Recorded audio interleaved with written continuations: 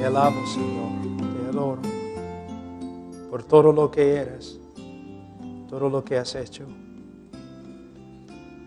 Señor, tengo una necesidad muy grande de tu gracia y tu misericordia. Sabiduría, Señor. Señor, tú sabes cuán difícil es para mí predicar en español. Entonces yo te pido, Señor, que me ayudes. No con elocuencia, Señor, sino con conocimiento y verdad. Señor, yo te pido que te glorifiques y que edifiques tu pueblo en este lugar. Y Señor, oro por Perú, todas las provincias, Señor, todas las tribus, todos los pueblos, donde el Evangelio todavía no haya llegado. Oh Señor, levanta, Señor, obreros, pero obreros que pueden predicar bien el Evangelio de Cristo. Para la gloria de tu nombre y la salvación de tu pueblo. En el nombre de Cristo Jesús. Amén. Como siempre, es un privilegio muy grande para mí estar con ustedes. Y hoy día vamos a estudiar un tema muy importante con respecto a la corrupción del hombre o la depravidad total del hombre. Uno quizás está pensando, ¿pero por qué están hablando esas cosas? ¿Por qué hablan tanto del pecado y la depravidad del ser humano? Es porque no podemos predicar el Evangelio antes que comprendamos cómo es el hombre. Que nosotros humanamente, en la carne, no podemos convencer a un hombre para que se convierta. Tampoco podemos manipular a una persona para que se convierta, para que venga a Jesús. Pero en el día de hoy podemos ver mucha manipulación en el evangelismo. Personas que a la fuerza toman una decisión, pero no duran. No asisten a la iglesia, no crecen en la santidad. Tenemos que entender que el hombre no está enfermo, sino el hombre está muerto en sus pecados. Y no puede ser salvo a menos que Dios obre milagrosamente en su corazón. Como dije ayer, muchos teólogos dicen que la manifestación más grande del poder de Dios en el universo es la conversión de un hombre. Que hay más poder de Dios, más poder divino que se manifiesta en la conversión del hombre que en la misma creación del mundo. ¿Por qué? Con respecto al mundo, Dios lo creó ex nihilo, de la nada. Pero cuando Dios hace de un hombre corrupto, un hombre nuevo, recreado a la imagen de Dios, es una obra milagrosa. Como predicadores, no podemos depender del brazo de la carne. Tenemos que depender del Espíritu Santo y su obra en el corazón del ser humano. De una forma, cada uno de nosotros, cuando predicamos o cuando compartimos el Evangelio, nosotros somos como el profeta Ezequiel. Ezequiel, ¿esos huesos pueden vivir? Tú sabes, Señor. Pero Ezequiel sabía, sin una intervención sobrenatural del Espíritu Santo, la respuesta sería no. De la misma forma, en el día de hoy, nosotros como predicadores tenemos una tarea imposible: levantar a los muertos. Nuestra parte es predicar el Evangelio claramente y con poder. Pero Dios es el único que puede dar vida. Voy a aferrarme bastante a un libro que escribí, que ha sido traducido a español, porque quiero comunicarme exactamente, usando palabras exactas para comunicar con ustedes lo que es la depravidad total, lo que es y lo que no es. Voy a leer un párrafo aquí. La pena del pecado de Adán no solamente fue la muerte. Muchos hablan bastante de cómo cuando Adán pecó, murió. Sino también la corrupción moral. Él cayó de su estado original de justicia y llegó a ser una criatura corrupta. De la misma forma, cada uno de los descendientes de Adán no solamente nace bajo la sentencia de muerte, sino también nace moralmente corrupto e inclinado a la maldad. Entonces, el juicio de Dios contra Adán, no solamente la muerte, sino la corrupción moral, la depravidad total. Y nosotros siendo hijos de Adán, si quieres leer más, Romanos capítulo 5, versículo 12, nosotros siendo hijos de Adán, nacemos en pecado. ¿Qué significa también? Nacemos moralmente corruptos, malos. Es evidente notar por la experiencia de cada uno de nosotros y la experiencia colectiva de la humanidad que la corrupción moral del hombre, no es un comportamiento aprendido.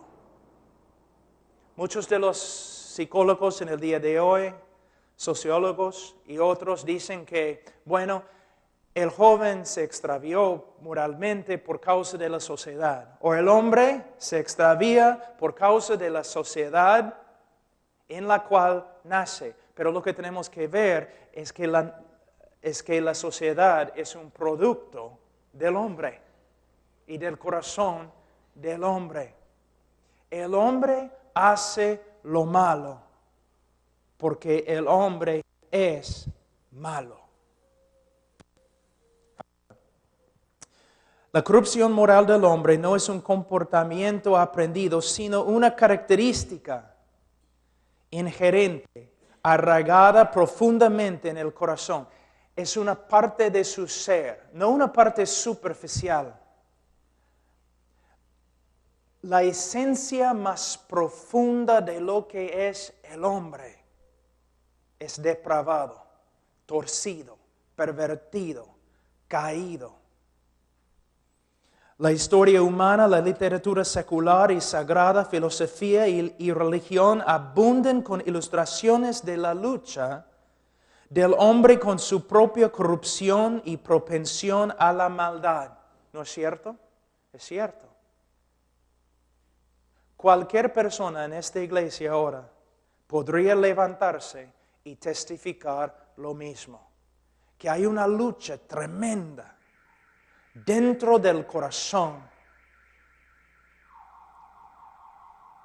Ahora, las palabras inspiradas del apóstol Pablo reflejan la angustia de cada hombre que ha llegado a comprender la realidad de su propia condición moral. En Romanos capítulo 7, versículo 15, ¿qué dice el apóstol Pablo? Porque lo que hago no lo entiendo, pues no hago lo que quiero, sino lo que aborrezco, eso hago. Solamente para darles una ilustración. Cuando estoy predicando el Evangelio a un grupo de incrédulos, en un lugar quizás donde el Evangelio no se ha predicado, yo siempre doy esta ilustración.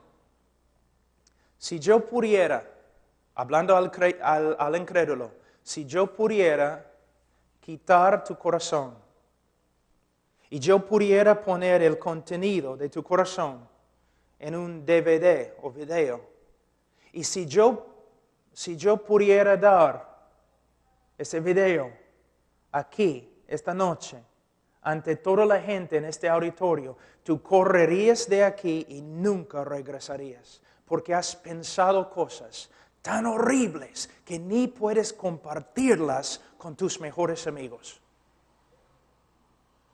Y has hecho cosas tan oscuras que ni puedes compartirlas con tus mejores amigos. Así es el hombre. Así es el hombre. Y el decir no es negar la realidad. Tú sabes que el hombre es así. Aún el creyente, regenerado, renovado en su mente, su corazón, tiene que luchar diariamente contra su carne, contra esta parte todavía caída dentro de él. Entonces, la depravidad total es una realidad. Una de las frases más importantes que los teólogos emplean para describir la profundidad de la inherente corrupción moral del hombre es la frase depravidad total. La palabra depravidad proviene de la preposición latina de, que comunica intensidad, y la palabra latina pravus, que significa torcido o pervertido. El decir que algo es depravado significa que su estado original ha sido torcido o pervertido. El decir que el hombre es depravado significa que él ha caído de su estado original de justicia y que su misma naturaleza ha llegado a ser extremadamente corrupta. Cuando los teólogos usan términos como la depravidad total o radical, es importante entender exactamente lo que quieren decir. Y ahora vamos a estudiar lo que no significa la depravidad total y lo que significa. Pero primero me gustaría hablar con ustedes acerca de una cosa muy importante. Y vamos a tocar este tema mañana, Dios mediante. Vamos a hablar mañana del libre albedrío. Pero algo que cuando los predicadores hablan del libre albedrío, se olvidan de algo muy importante. El libre albedrío, o la voluntad de una persona, se relaciona directamente con su naturaleza. Entonces, si su naturaleza es corrupta, entonces sus decisiones van a reflejar esa corrupción. Y vamos a ver que es una parte muy importante. Cuando decimos que el hombre es depravado, no estamos hablando de algo superficial en su vida, una herida que solamente toca la piel. Cuando hablamos de la depravidad total, estamos hablando de la parte más profunda del hombre, se puede decir su corazón. Obviamente, cuando la Biblia habla del corazón del hombre, no está hablando de su corazón físico, sino está hablando del sede de su ser. Lo que el hombre realmente es. Y lo que el hombre realmente es un ser depravado. Y esta depravidad va a salir en todo lo que él hace, en todo lo que él piensa, en todo lo que él habla. De nuevo, el negar la realidad de la depravidad humana es negar la realidad. No solamente es lo que los religiosos dicen, sino también los periódicos todos los días. La historia humana también se levanta y testifica que el hombre es depravado. Y la única solución se encuentra en el Evangelio de Jesucristo, pero no un evangelio superficial, un evangelio profundo y verdadero. Ahora, la depravidad total no significa lo siguiente. La depravidad total no significa que la imagen de Dios en el hombre ha sido totalmente perdida en la caída. En Génesis 9:6, 1 Corintios 11:7 y Santiago 3:9, las Escrituras todavía se refieren al hombre como habiendo sido creado a la imagen de Dios. Por lo tanto, hay un sentido verdadero en el que la imagen de Dios aún se encuentra en cada hombre. Por eso, aunque el hombre es malo y depravado. Debemos respetar al hombre como una criatura de Dios. Debemos ver el valor de la vida del ser humano, porque fue creado a la imagen de Dios. La depravidad total no significa que el hombre no tenga ningún conocimiento de la persona y voluntad de Dios. Las Escrituras nos enseñan que los hombres tienen suficiente conocimiento de Dios para aborrecerlo y suficiente conocimiento de su verdad para rechazarla y intentar detenerla. Vamos a Romanos capítulo 1.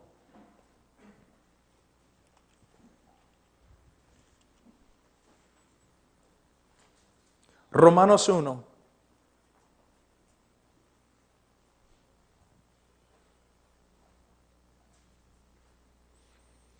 Versículo 18. Porque la ira de Dios se revela desde el cielo contra toda impiedad e injusticia de los hombres que detienen con injusticia la verdad. A veces hombres, cuando estoy predicando o después de una prédica, un hombre se acerca y me dice, yo soy ateo. Cuando un hombre me dice que es ateo, yo tengo que tomar una decisión. ¿Qué voy a hacer con él? De verdad, yo tengo que tomar la siguiente decisión. ¿Voy a creer lo que él me dice? ¿O voy a creer lo que la Biblia me dice? ¿Y qué me dice la Biblia? La Biblia no reconoce la existencia del ateo. La Biblia enseña, más bien, que no solamente el hombre sabe que hay un Dios, sino el hombre sabe suficiente del Dios verdadero para aborrecerlo. El problema no es falta de conocimiento según las Escrituras. El hombre conoce quién es Dios. Y el hombre pelea con todo lo que tiene para detener la verdad que él conoce. Eso es lo que enseña la Biblia. Entonces, cuando un ateo viene a mí y dice, soy ateo, hermano Pablo, yo le digo, no eres ateo. Un hombre impío, un hombre que aborrece a Dios, un hombre rebelde, pero no eres ateo. Tú sabes que Dios existe. Y tú estás haciendo todo lo que puedes para detener la verdad que está dentro de ti. Tú sabes que Dios existe. No solamente los hombres saben que Dios existe, sino tienen un conocimiento de su voluntad. Por eso siempre están peleando contra la ley que Dios mismo ha escrito en su corazón. Su conciencia testificando contra ellos. Les voy a dar un ejemplo. Es interesante que entre los homosexuales, que siempre tienen grupos de apoyo, ¿no? Especialmente en las ciudades grandes, en las universidades, grupos de apoyo, donde todos los homosexuales pueden unirse. ¿Para qué? Para recibir apoyo. ¿Por qué necesitan apoyo? ¿Qué tipo de apoyo? Apoyo emocional. ¿Pero por qué? Es porque cuando el homosexual está a solas en su cuarto, su conciencia le grita acerca de su inmoralidad. Él sabe que está mal. Entonces él tiene que ir a un grupo de apoyo para borrar, ¿no?, todo lo que su conciencia ha escrito contra él. Para tapar sus oídos, para no escuchar más la ley de Dios dentro de él que le está gritando, estás mal, estás mal, estás mal. El hombre sabe quién es Dios. Y el hombre tiene un conocimiento de su voluntad, pero el hombre se esfuerza con todo lo que tiene para detener este conocimiento. Es lo que la Biblia dice. Entonces, la Biblia dice, cuando la Biblia habla de la depravidad total, no está diciendo que el hombre no puede entender nada acerca de Dios. Porque la misma Biblia dice que el hombre tiene tanto conocimiento de Dios que todos los hombres van a ser sin excusa en el día de juicio. Ahora, la depravidad total no significa que el hombre no posea una conciencia o que sea totalmente insensible al bien y al mal. En Romanos 2:15, las Escrituras enseñan que todos los hombres poseen una conciencia. Si no ha sido cauterizado, como en 1 Timoteo 4:2, tal conciencia puede guiar al hombre a admirar virtud y actos nobles. También la depravidad total no significa que el hombre sea incapaz de demostrar virtud. Hay hombres que aman a su familia, sacrifican su propia vida para salvar a otros y hacen grandes obras de generosidad. Se reconoce que los hombres son capaces de amar a otros, servir a su patria y aún llevar a cabo obras religiosas. Pero fíjate, religiosas. La depravidad total no significa que todos los hombres sean tan inmorales o depravados como podrían ser. Que todos los hombres sean igualmente inmorales o que todos los hombres se entreguen a cada forma de maldad que existe.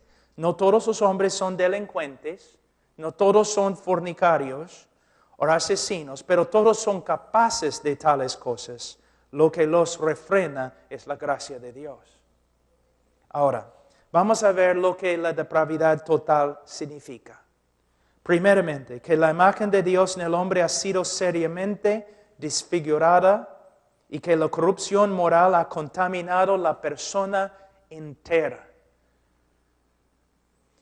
Todo lo que es el hombre, cada aspecto de su ser, ha sido contaminado con la corrupción moral. Podemos ver en el Nuevo Testamento primeramente el cuerpo. Pablo habla de su cuerpo de muerte. También la razón. En Romanos 1:21 vamos a ver, pues habiendo conocido a Dios, no le glorificaron como a Dios, ni le dieron gracias, sino que se envanecieron en sus razonamientos y su necio corazón fue entenebrecido. En su mente encontramos la corrupción moral. En su razón encontramos la corrupción moral. También las emociones del hombre están corruptas. Puedo usar de nuevo la homosexualidad. Dos personas que se llevan por sus emociones, pero emociones corruptas, emociones que contradicen la voluntad y carácter de Dios. Son emociones de verdad, pero corruptas, muy corruptas. También la voluntad del hombre. Vamos a Romanos 7, un ratito. Romanos 7, 14. Porque sabemos que la ley es espiritual, mas yo soy carnal, vendido al pecado. Porque lo que hago no lo entiendo, pues no hago lo que quiero, sino lo que aborrezco, eso hago. Aquí podemos ver claramente la relación entre la naturaleza caída y la voluntad. Se puede decir, a veces personas me hablan del libre albedrío. Y dicen, ¿el hombre es libre para escoger, para ejercer su voluntad? Bueno, el problema no es libre albedrío. El problema es buena voluntad. El hombre es libre para escoger, pero puesto que su naturaleza es corrupta, él siempre va a escoger lo malo. De nuevo, la voluntad es una esclava a la naturaleza. El hermano nos dio un ejemplo hoy día, voy a dar otro muy parecido de Carlos Spurgeon. Vamos a decir que tengo aquí un plato de ceviche. pero de Sullana, donde el ceviche es mejor.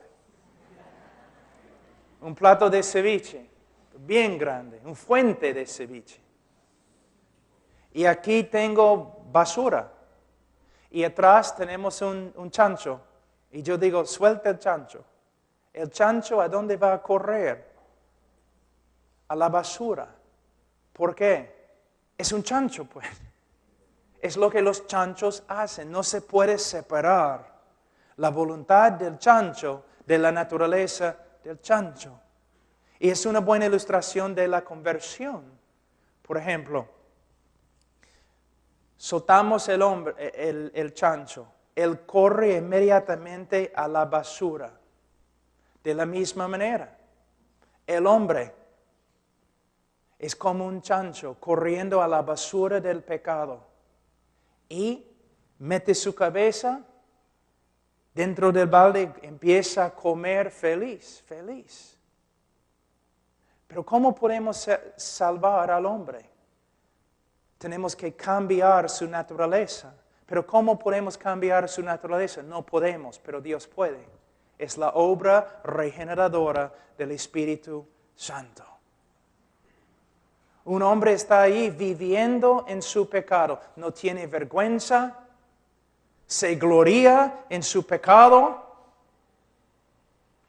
¿Por qué? Porque es pecador. Pero el momento que Dios cambia su naturaleza, el momento que el Espíritu Santo regenera su corazón, Él cambia. No más quiere comer el pecado. No más se gloria en su pecado, sino aborrece el pecado y comienza a vivir como una criatura nueva.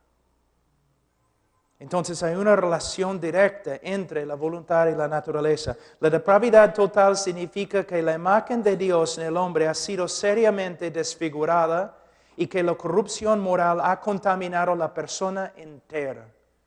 También significa que el hombre nace con una propensión o inclinación hacia el pecado. Todos los hombres son capaces de la más grande maldad, los crímenes más indecibles y las perversiones más vergonzosas. Es lo que enseña la Escritura. En el día de hoy muchas veces predicamos el Evangelio como si el hombre fuera una víctima de las circunstancias. Hasta en las grandes campañas en el día de hoy, ¿no? En la radio, si todo el mundo te ha maltratado, si nadie te ama como mereces, entonces ven a la iglesia esta noche y vamos a hablarte de Jesucristo que sí te ama. Entonces, básicamente estamos diciendo, tú eres una víctima, todos los demás tienen la culpa y por eso estás quebrantado, pero ven acá y Jesús te va a amar, Jesús te va a sanar. Cuando debemos decir, eres un criminal, te amamos, pero tienes que darte cuenta que eres un criminal. Hasta Romanos 1:30, la Biblia dice, aborrecedor de Dios eres. Y todos tus problemas, toda la vaciedad en tu vida, proviene de tu culpa. Pero Cristo murió por los pecadores. Ven esta noche, escucha el Evangelio, un mensaje que sí te puede salvar. Voy a hablar un ratito acerca del aborrecimiento del hombre hacia Dios, porque la Biblia dice claramente en Romanos 1:30 que los hombres son aborrecedores de Dios. ¿Tan contaminada es la naturaleza humana? Sí. ¿Pero qué significa? Bueno, muchas veces cuando predico sobre este tema, una persona se me acerca y me dice, pero yo nunca he aborrecido a Dios. Entonces, de nuevo, tengo que tomar una decisión. ¿A quién voy a creer? ¿A esta persona? ¿O Dios que dice los hombres son aborrecedores de Dios? Pero muchos de verdad creen que nunca han aborrecido a Dios. Pero lo que tienes que entender es la idolatría del ser humano. Una vez un pastor me dijo en Estados Unidos, me dijo, Pastor Pablo, nosotros queremos que vengas a la iglesia a enseñar una semana sobre los atributos de Dios. Y era una iglesia más o menos liberal, ¿no? Entonces yo dije, bueno, pastor, no creo que es muy sabio que yo predique en tu iglesia sobre los atributos de Dios. Muy controversial. Y él dijo, controversial, pero somos cristianos. ¿Cómo puedes causar problemas predicando sobre los atributos de Dios? Bueno, cuando empiezo a hablar de la santidad de Dios y cuando hablo de la justicia de Dios y cuando hablo de la ira de Dios, muchos de los hermanitos en la iglesia van a levantarse y van a decir, mi Dios no es así, yo nunca podría amar a un Dios así. ¿Ves? Entonces, lo que podemos ver, escúchenme, pastores, mayormente nadie predica sobre los atributos de Dios en las iglesias.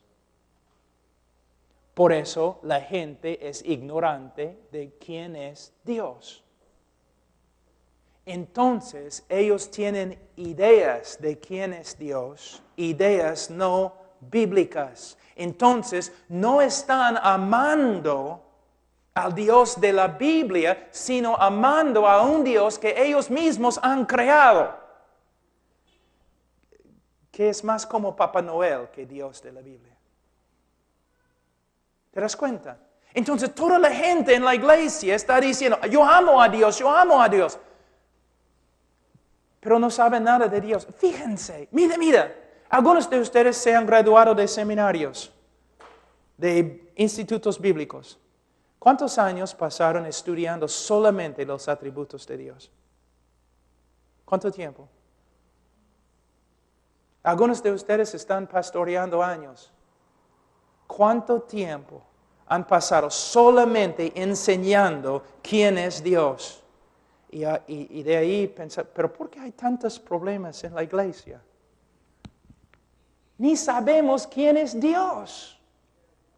Yo les voy a dar un ejemplo. Es un poco fuerte, pero un día un pastor estaba predicando en Canadá. Estaba predicando allí en Canadá y un pastor muy conocido, un buen predicador. Y él estaba hablando de la SIDA como un juicio de Dios. La SIDA, el SIDA, como el juicio de Dios. Y una hermana se levantó en medio de su prédica y gritó, no puede ser, el SIDA no es el juicio de Dios para nada. Entonces el predicador dijo, ¿por qué dices? ¿Por qué hablas así? Bueno, el SIDA no puede ser el juicio de Dios porque los niños también mueren con SIDA y Dios no juzgaría a los niños así. Todos en silencio y el pastor respondió, hermanita, ¿cuántos niños mataron Dios durante el diluvio de Noé? Te fastidia, ¿no? Lo que dije. Es un Dios. Es peligroso. No es Papá Noel. Es Dios. Hay que temer a Dios. ¿Cómo vas a temer a Dios si ni conoces a Dios? Mi Dios nunca haría tal cosa, pero el Dios de la Biblia sí. Dios de la Biblia, sí. Les voy a mostrarles algo que estábamos viendo esta mañana. Vamos a jugar un poco. Yo voy a dirigir la música ahora. ¿Okay? Vamos a Salmos 36. Les voy a mostrar algo. 136, lo siento. Salmos 136.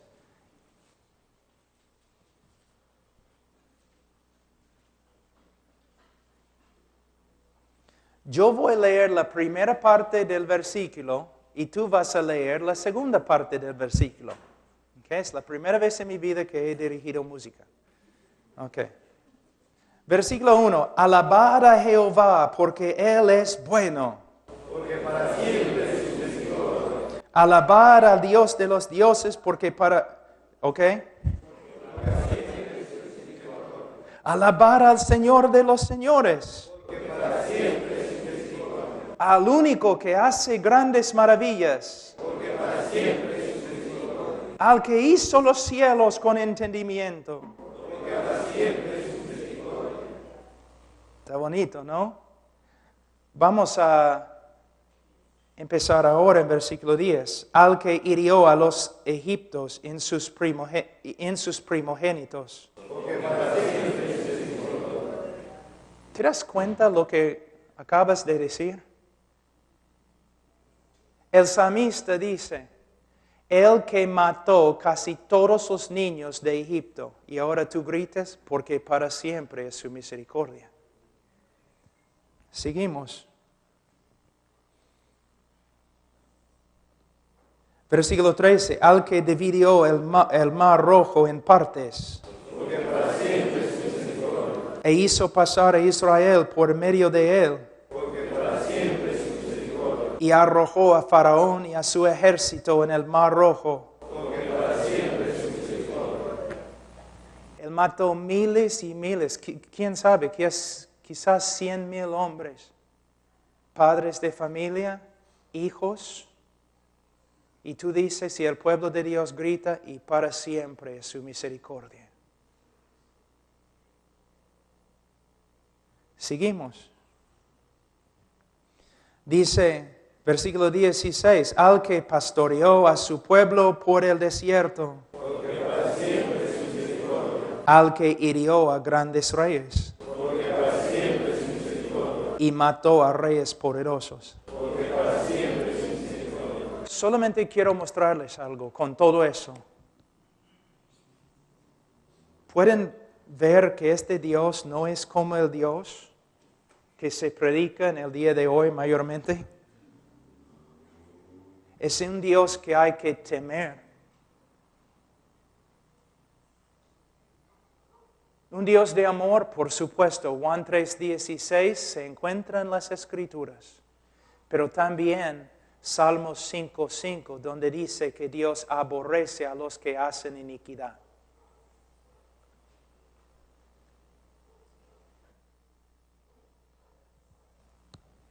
Por eso el hombre es aborrecedor de Dios, aún muchos que van a la iglesia, porque de sus predicadores lo único que ellos han escuchado es algo como Papá Noel, o un Dios que me va a dar todo lo que le pida, un Dios que me va a sanar, un Dios que me va a dar victoria, un Dios que me hace prosperar, y un Dios también que posiblemente te puede matar. Estoy hablando así, tan fuerte, porque, hermanos, seminaristas graduándose con su título y han pasado quizás algunas clases estudiando casi nada acerca de los atributos de Dios, pastores y hombres de Dios que ni han enseñado al pueblo de Dios quién es Dios. Hay muchos problemas. El hombre es aborrecedor de Dios. De verdad. Ahora,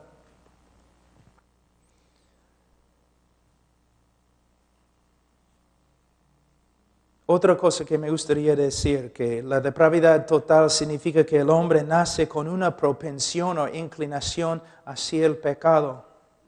Todos los hombres son capaces de la más grande maldad, los crímenes más indecibles y las perversiones más vergonzosas. Les voy a dar una ilustración que no les va a gustar, pero así es la corrupción de un ser humano. Vamos a decir que tengo un niño de 18 meses en mis brazos. Y ahí está, ¿no? Pero el niño ve, ¿no? Mi anillo. Y agarra mi anillo. Y yo digo, no. ¿Y cómo responde el niño? Está bien, papá, no voy a tocarlo más. No, no es como responde. ¿Cómo responde?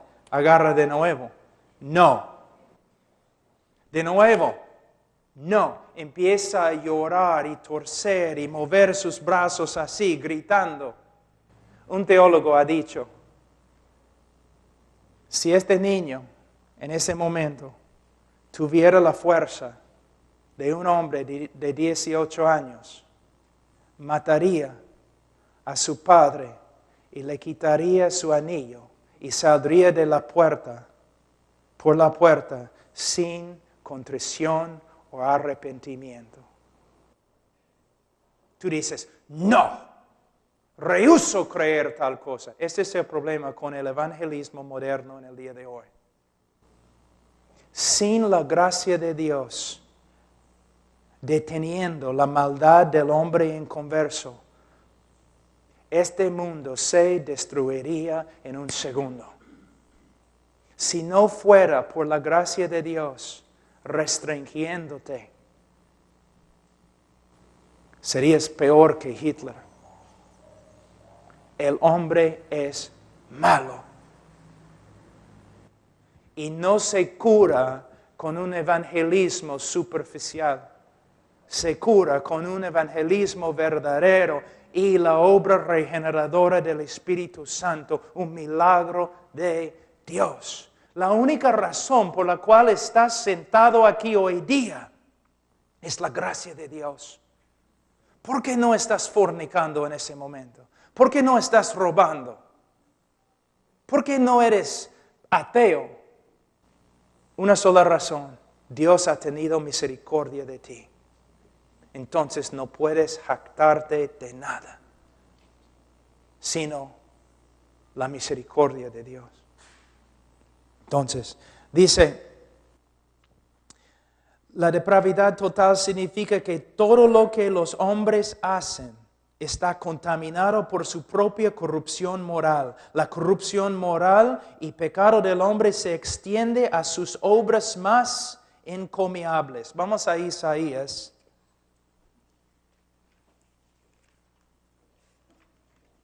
...64...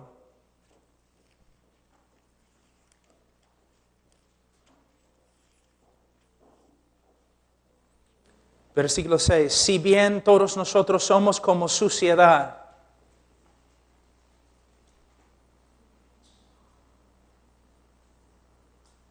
y todas nuestras justicias como trapo de inmundicia. El hombre carnal es así.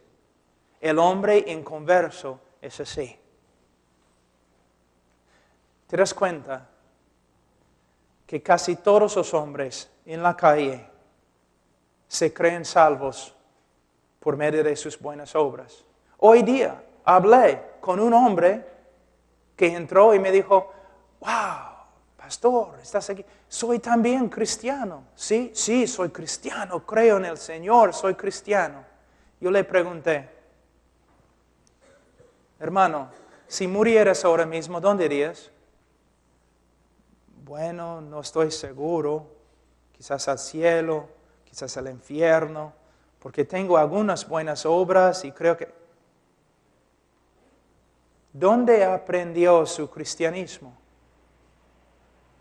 Hermanos, por esta causa, el apóstol Pablo trabaja con todo lo que tiene en Romanos 1, 2 y 3 para exponer el pecado del hombre, para matar una vez para siempre esta esperanza vana de que el hombre puede salvarse o presentarse ante Dios con sus obras.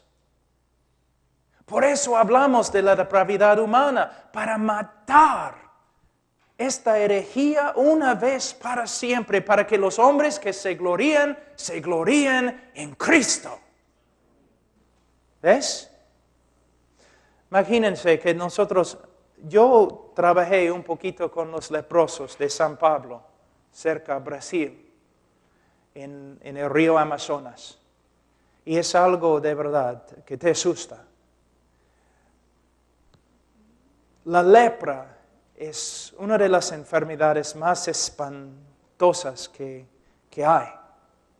Imagínense, vamos a decir que tenemos un leproso aquí hoy día.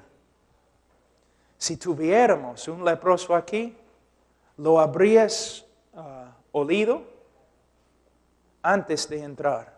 Apestan. Y tiene saliendo de su cuerpo sangre y pus. Es horrible. Imagínense que nosotros tenemos aquí hoy día un leproso y todos nosotros decidimos, bueno, tenemos que ayudarle un poco. Tenemos que arreglar su vida, ¿no?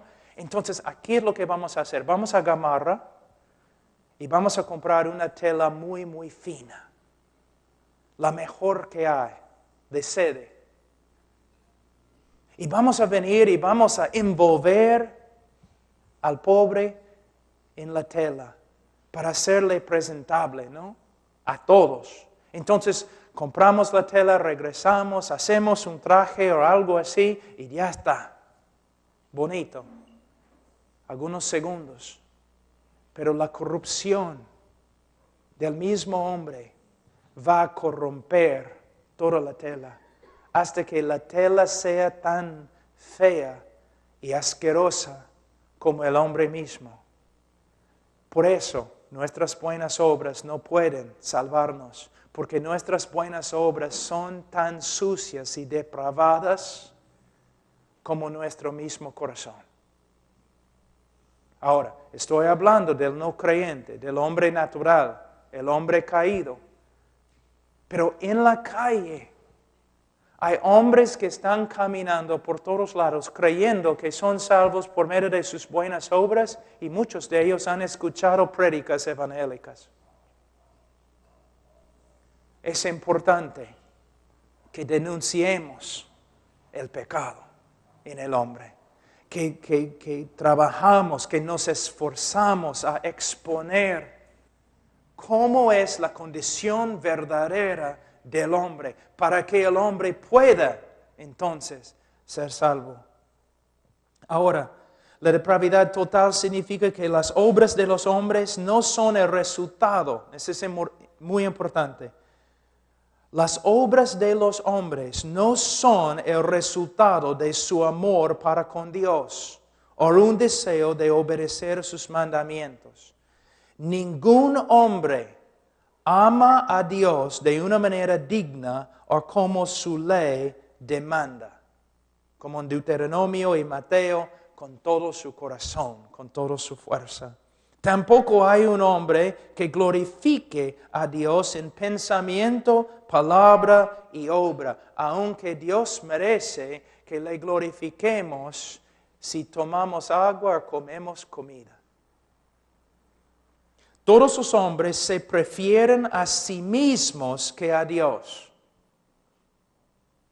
Voy a leer de nuevo. Todos los hombres se prefieren a sí mismos que a Dios, y todas las obras de generosidad, heroísmo, lealtad y devoción religiosa son el resultado del amor del hombre para con sí mismo, pero no de un amor verdadero y sincero para con Dios. Hablando del hombre natural, sin Cristo. Les voy a dar un ejemplo. Nosotros siempre estamos pensando horizontalmente en vez de verticalmente. Por ejemplo, cuando testifico a una persona, dice, bueno, voy a ir al cielo porque soy un buen esposo, soy un buen padre, trabajo duro para mi jefe, nunca he matado a nadie. Está pensando ¿cómo? Horizontalmente, así. Voy a ir al cielo por medio de lo que he hecho a los hombres. Pero mira, ni está pensando en su relación con Dios. Tengo una pregunta. Un ateo que tiene un enemigo, un ateo en Lima que tiene un enemigo en Piura. Un enemigo que lo aborrece. Pero el ateo en Lima descubre que su enemigo está muriendo de una enfermedad bien grave. Entonces el ateo en Lima vende todo lo que tiene, su casa, su carro, todo, para comprar una medicina. Y de allí, caminando, lleva la medicina a su enemigo, y su enemigo toma la medicina y se sana. Tengo una pregunta.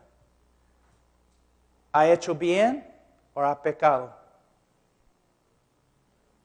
¿Qué piensas? ¿Ha hecho bien o ha pecado? Vamos a 1 Corintios.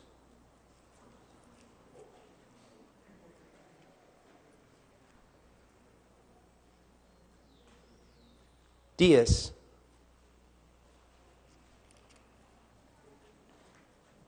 31. Si pues coméis o bebéis o hacéis otra cosa, hacedlo todo para la gloria de Dios. ¿Lo hizo para la gloria de Dios? Y tú dices, sí, bueno, no lo hizo para la gloria de Dios, pero ayudó a un ser humano. Estás olvidándote de algo muy importante. Dios. Es increíble cuán humanistas que hemos llegado a ser. Que no, vamos a estar listos, que queremos ser el abogado para el hombre ante Dios. Dios no puede juzgar a ese hombre porque él ayudó a otro hombre. Y no podemos ver la grandeza de Dios. Que Dios es el centro de todo, que Dios es el merecedor de toda la gloria, toda la honra, que todo lo que hacemos debemos hacerlo para la gloria de Dios. Pero no podemos ver estas cosas en el día de hoy porque los predicadores evangélicos no están enseñando acerca de quién es Dios. De hecho, el hombre es todo, me parece, en la iglesia evangélica. El hombre es todo. Todo para el hombre. Dios existe para el hombre. Todo existe para el hombre. No. Todo existe para la gloria de Dios. Les voy a extraviarme un poco aquí, pero vamos a hablar un ratito de la gloria de Dios.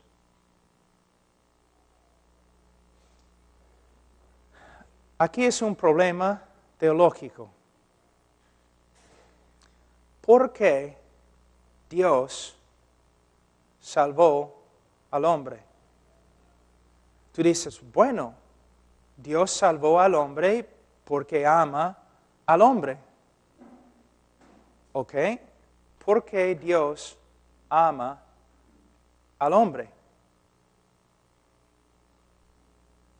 Esa es la pregunta. Tiene que haber una razón. Uno de los teólogos más grandes en el mundo, Jonathan Edwards, dijo que las criaturas razonables tienen que tener un fin razonable, una razón por la cual hacen todo. Entonces, si Dios salva al hombre porque ama al hombre, la próxima pregunta es, ¿pero por qué ama al hombre? ¿Qué hay dentro del hombre que invoca el amor de Dios? Pues vamos a ver, el hombre es depravado, impío, pecador, enemigo de Dios, amador de sí mismo. Entonces podemos escudriñar la vida del hombre años y años y años y no vamos a encontrar ninguna razón dentro del hombre por la cual Dios lo ama. ¿Por qué Dios ama al hombre? Bueno, primeramente necesitamos entender que Dios es amor. Pero yo pensaba que Dios hacía todo para mí. ¿No es interesante que yo puedo ir a una iglesia y yo puedo decir, todo lo que Dios ha hecho, Él ha hecho para ti? Y todos dicen, amén.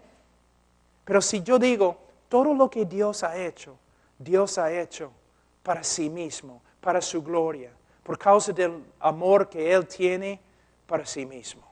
Todos dicen, pero yo no creo que está correcto. ¿Es correcto que Dios hace todo para ti? Pero ¿no es correcto que Dios haga todo para Él? ¿Para sí mismo? ¿Pueden ver el problema?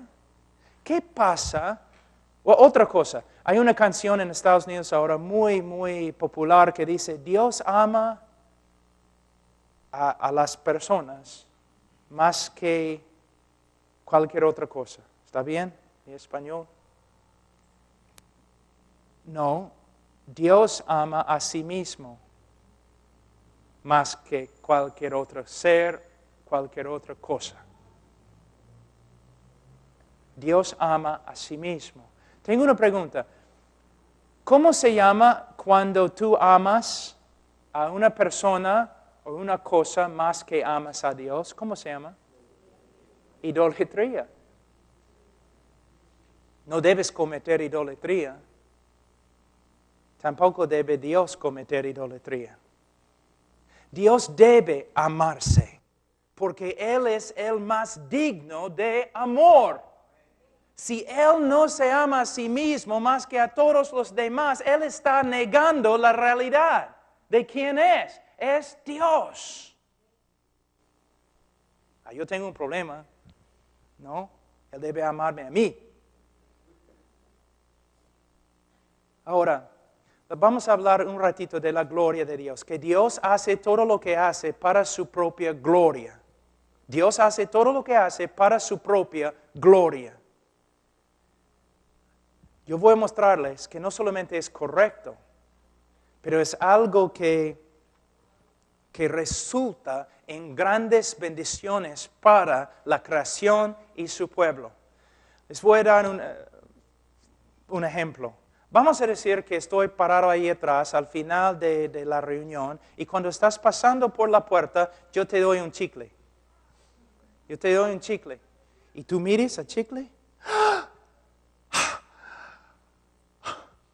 Y tú sales corriendo y tú vas a todos tus amigos. Mira, es un chicle. Pastor Pablo me ha dado un chicle. Y tú llamas a los periodistas. Y mañana sale en el periódico, Pastor Pablo me ha dado un chicle. Y después, 30 años después, todos tus nietos están alrededor de tu silla y ellos dicen, oye, abuelo o abuela, ¿quién es este hombre en esta foto acá? Es Pastor Pablo. ¿Por qué está allí? ¿Es familiar o algo? No, un día él me regaló chicle. Bueno, tú necesitas consejería, ¿no? Tú tienes problemas severos. Pero ¿qué pasa si tú estás muriendo y necesitas un trasplante? ¿Ya? Entonces, yo voy al hospital y yo digo a los doctores, mira, toma mi corazón y dáselo. Entonces, me operan y muero. Y tú te levantas el próximo día vivo. Entonces, si tú dices a todos tus amigos, Pastor Pablo me ha dado su corazón, tienes razón. Si llamas a los periodistas y tú dices, mire, yo estaba muriendo y que ni me conoce, me dio su corazón. Y si 30 años después tus nietos te preguntan, ¿quién es este? Tú puedes decir, si no fuera por ni estarías acá. Él me ha dado su corazón. Entonces, se puede decir que la grandeza del regalo demuestra la grandeza del amor que uno tiene para con el otro. ¿Me entienden? Por favor, ayúdame, porque muchas veces no sé si estoy hablando bien. Ahora, si Dios quiere demostrar el amor más grande que tiene a su creación y especialmente a su pueblo, ¿qué debe hacer? Él debe darles el regalo más grande que Él puede dar. ¿Cuál es el regalo más grande que Él puede dar? Él mismo. el juicio más terrible de Dios contra un pueblo es cuando Él se esconde. El regalo más grande, el favor más grande que Él puede dar a una persona, a un pueblo, es manifestarse en la plenitud de su gloria. Entonces, cuando la Biblia dice que Dios hace todo lo que hace para su gloria, significa que a través de toda la historia del mundo, Dios está tomando el centro de la plataforma y está haciendo todo lo que Él está haciendo para revelar su gloria a nosotros. Entonces, aunque la Biblia dice que Dios hace todo lo que hace para su propia gloria, también sabemos que este acto de glorificarse es lo mejor que Él puede hacer para nosotros. Pero el problema es, muchos hombres se aman a sí mismos más que a Dios y desean comodidades, desean cosas, desean su propia voluntad más que una manifestación de la gloria de Dios en su vida. Ahora, el hombre religioso, ahí cargando un ídolo, una imagen en la calle, ¿por qué lo hace? No puede decir que está haciéndolo por amor de Dios. ¿Por qué? Porque está haciendo algo contrario a la voluntad de Dios. Más bien, después de cargar la imagen, él va a ir a un lugar y emborracharse sabiendo que es algo que Dios odia. La mayoría de los hombres cuando buscan a Dios a solas, sin el Espíritu Santo obrando en su vida, buscan a Dios. ¿Por qué? Porque están enfermos, porque alguien va a morir. El hombre no busca a Dios. Es lo que la Biblia dice en Romanos 3. El hombre no busca a Dios. O se puede decir que un hombre busca a Dios como un criminal busca a un policía.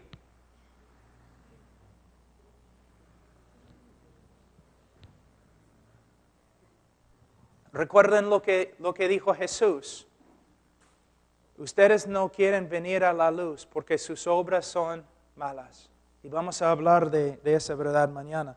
Ahora,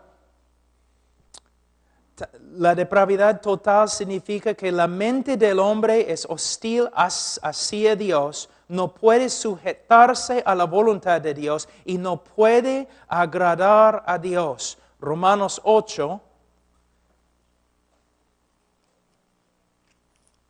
Romanos 8, 7. Por cuanto los designios de la carne son enemistad contra Dios, porque no se sujetan a la ley de Dios, ni tampoco pueden. Y los que viven según la carne no pueden agradar a Dios. Wow. El hombre no puede. Ahora, un ratito voy a hablar de esta frase, el hombre no puede.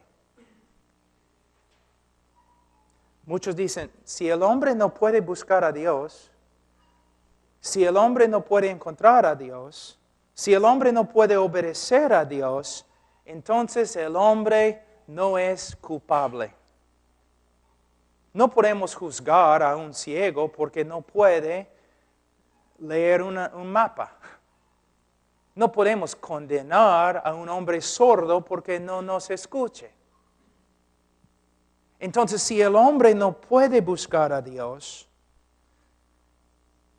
si el hombre no puede encontrar a Dios, si el hombre no puede obedecer a Dios, todo lo que la Escritura dice, entonces el hombre no es culpable.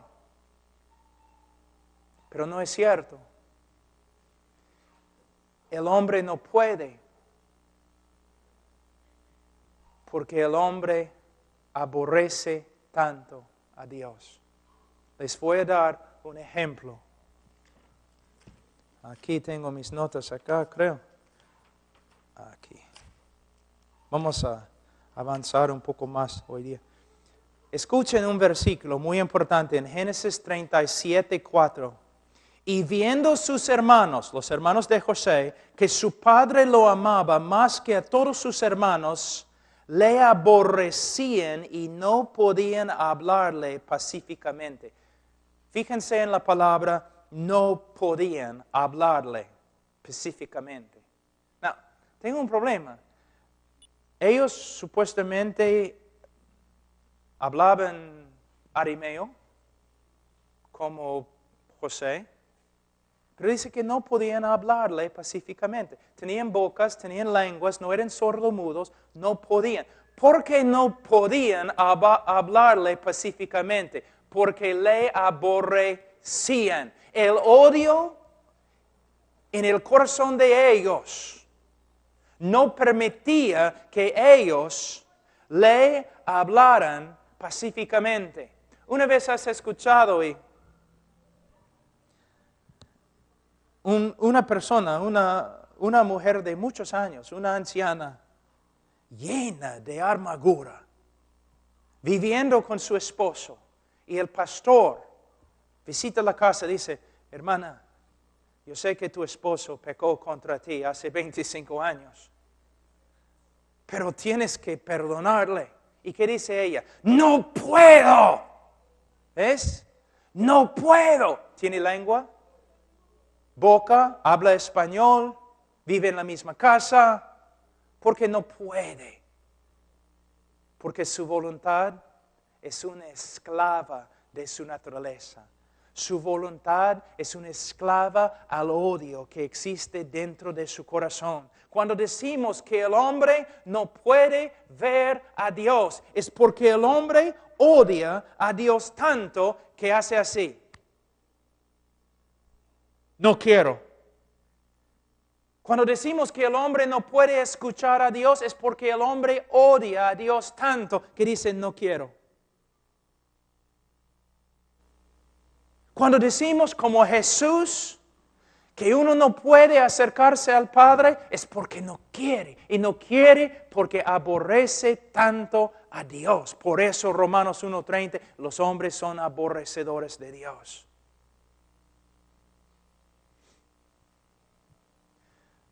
Aunque es mi opinión, yo les someto que en este momento, en el infierno, el odio contra Dios es tan grande que si Dios dijera, abre la puerta para que salgan, ustedes pueden salir, solamente tienen que doblarse la rodilla y decir que soy el Señor de los señores. El odio es tan fuerte en su corazón, ellos dirían, no. Hermanos, cuando predicamos el Evangelio, tenemos que darnos cuenta que ese no estamos tratando de vender algo. No podemos simplemente acercarnos a los hombres hablando cosas bonitas. Es un asunto de vida o muerte. Los hombres son esclavos. Tú dices, sí, de Satanás. Mira, Satanás puede tomar una vacación en Las Vegas. Satanás puede dejar al hombre a solas y todavía es un esclavo. Una vez yo fui a predicar en una iglesia y cuando entré en la iglesia había un montón de testimonios y todos estaban diciendo como durante la semana Satanás había hecho tantas cosas. Entonces cuando ya llegó mi oportunidad de predicar, yo subí al púlpito y yo dije, tengo una profecía, una visión que he tenido. Cuando yo estaba subiendo la escalera de esta iglesia, yo vi a Satanás, estaba sentado fuera y me creían. Decían, ¿qué hacía? Bueno, él estaba llorando. ¿Llorando? ¿Por qué? Bueno, yo le pregunté, ¿por qué estás llorando? Dijo, porque todos esos pecadores están haciendo un montón de cosas dentro de esa iglesia y me están culpando. Mira, es cierto, la Biblia enseña que el hombre pecador es esclavo de Satanás, pero tenemos que darnos cuenta, no somos víctimas de Satanás. El hombre es tan malo que en vez de decir, por ejemplo, no, Satanás, fuera de Jorge, a veces debemos decir, Jorge, fuera de Satanás. Y si te llamas Jorge, lo siento. Quizás el Señor está tratando de hablarte. Hermanos, mira cómo es. Por eso, de nuevo, hermanos, no somos profetas con un mensaje sobrenatural, o no somos nada. No somos hombres de negocio ni vendedores de un producto. Somos predicadores del Evangelio. Para terminar, la depravidad total significa que la humanidad está inclinada a más y más corrupción moral y que esta deterioración sería aún más rápida si no fuera por la gracia de Dios que detiene la maldad de los hombres. ¿Qué significa? Una vez has pensado, ¿por qué Hitler era tan horrible? O ¿por qué Hitler no era peor? Por lo menos amaba a su mamá. ¿Por qué Hitler no era peor? Una vez has pensado, ¿por qué no soy peor que Hitler?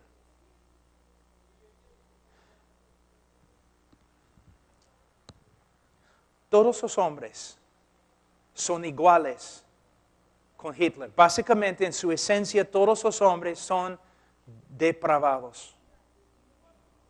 Ahora, vamos a decir, tenemos todos los hombres aquí en esta línea, totalmente depravados. Y la maldad, el estado peor de maldad está por allí. ¿Está bien? Si Dios no interviene, cada uno de nosotros con Hitler, vamos a correr al punto más grave de la maldad, así. Pero si esto sucede, no va a haber ningún mundo, no va a haber una raza humana. Se destruye al toque, no hay una obra de redención, no hay nada. Entonces, ¿qué hace Dios? Él restringe la maldad del hombre. En su soberanía, Él restringe la maldad del hombre para que la humanidad pueda continuar y para que Él pueda lograr su obra de redención dentro de la humanidad. Pero, como Faraón, si Dios quiere, Él puede retirarse de un hombre. Y el hombre va a ir corriendo. No a la fuerza, su propia voluntad. ¿Quieres hablar de libre albedrío? Ahora el hombre está ejerciendo su libre albedrío, corriendo a la maldad hasta que Dios lo detenga. Y la única razón por la cual no eres peor que Hitler es porque Dios ha tenido misericordia de ti. Así es el hombre. La única razón por la cual estás aquí, escuchando la palabra de Dios, es la gracia de Dios. Número 7 es el último.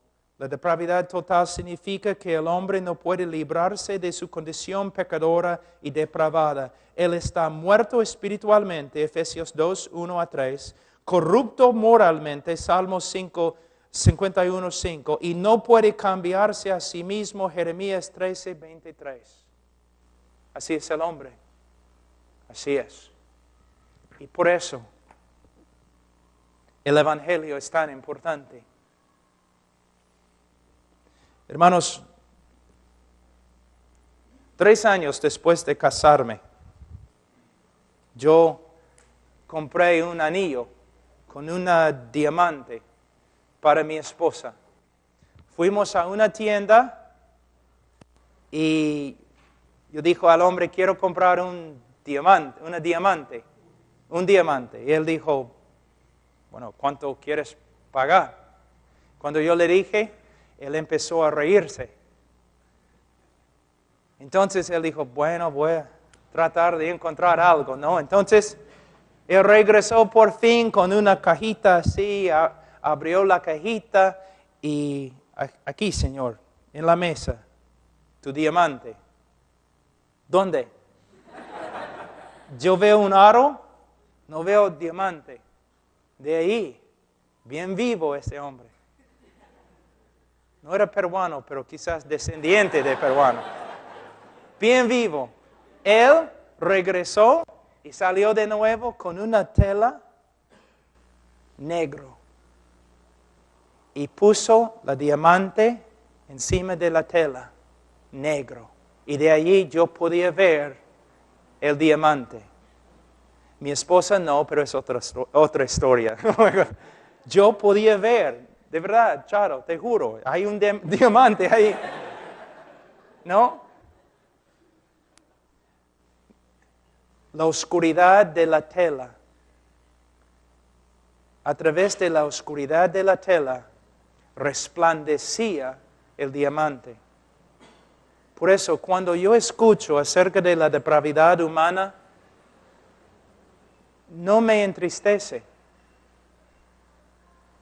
Me da gozo. Porque en la oscuridad de mi humanidad resplandece la gracia de Dios en la cara de Jesucristo. ¿Quieres exaltar al hombre? Háganlo. ¿O quieres humillar al hombre para que Dios se exalte? Esa es la diferencia. Esa es la diferencia. Ahora, oremos. Padre Santo, te damos gracias por tu palabra. Ayúdanos, Señor, a entenderla y obedecerla y caminar, Señor, en humildad ante ti, sabiendo de gracia hemos recibido.